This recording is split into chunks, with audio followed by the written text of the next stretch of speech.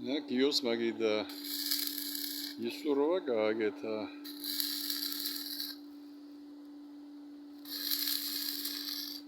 ვინოც დაბინაებულია 30 და 40 ლიტრიანი გაწითელი მაგიდა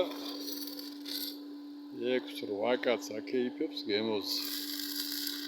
ვინოც აქვე იქნება და პურმარილიც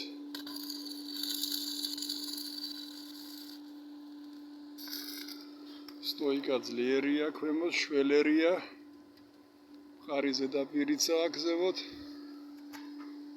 ნაჭედი მასალა ჭკადუს დროინდელი გაკეთებული. სამჭედლოები რო იყო, იშოვა მოიტანა.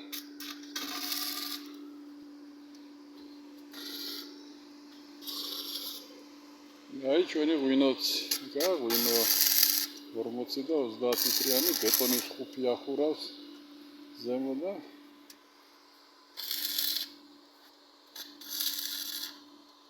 ესა უნდომება. უმარჯოს გიოს.